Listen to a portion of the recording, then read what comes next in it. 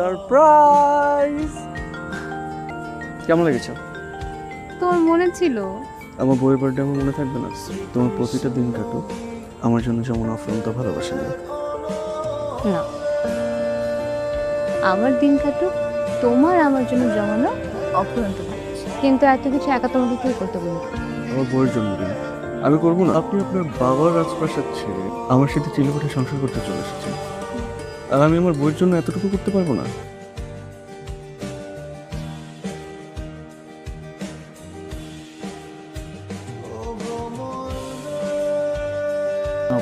না না, একটা চিনি কিন্তু এক চামচ দিস। কই মনে?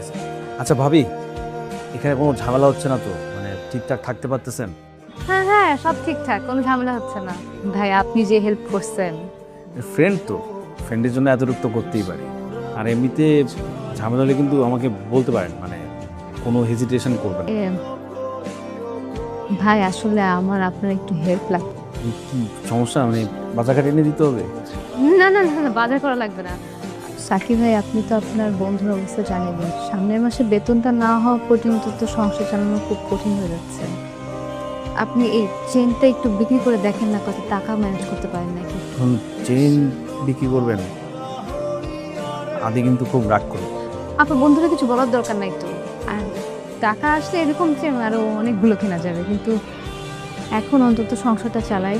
আসলে আদি অনেক প্রেশারের মধ্যে থাকে, আমি চাই না ওরা আর প্রেশার দিতে। দেন, আজকে উঠি আর সন্ধ্যার সময় এসে আমি টাকাটা দিয়ে যাবো ইনশাল্লাহ। ভাইজান দাঁড়া, গরম গরম কথা গরম গরম শুনতে হবে, নাহলে কিন্তু আপনার কপাল পড়বো। তখন আমার কিছু কথা মানে মানে আপনি তো অনেক কিছু মনেই বুঝেন, ঘুরাই পেঁচা বলা কিছু। আপনি প্রত্যেকদিন অফিসে যাওয়ার পরে আপনার বন্ধু আপনার বাসা, এটা তো ঠিক না, তাই না? তো বন্ধু আসলে কি হয়েছে? বন্ধু তো আসতেই পারে, ঝামেলা কি? ভাইজান আপনি না একটু বেশি সমস্যা। আপনি সাত সকালে আপনার অফিসে চলে যান, আপনার বউ থাকে একা।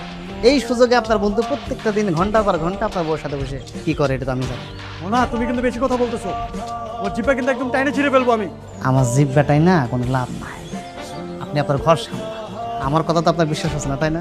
উপরে যান, উপরে গেলে আপনি দেখতে পাবেন। যান। ভাবি, এই টাকাটা একটু বুঝে নেন। এখন তো খুব দেরি হয়ে যাচ্ছে, আমি এখন বাইরে। হ্যাঁ, প্লিজ, আপনার বন্ধু এক্ষুনি চলে আসবে। আপনি একটু বসেন, আমি চা বানিয়ে নিয়ে আসছি, দুই বন্ধু মিলে গল্প করি। আরে দোস্ত, আসছিস? তুই এই সময় কই থেকে আসলি?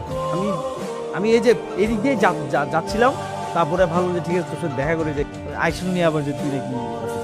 তুই এই সময় অফিসে থাকি, এটা তো নতুন কিছু না।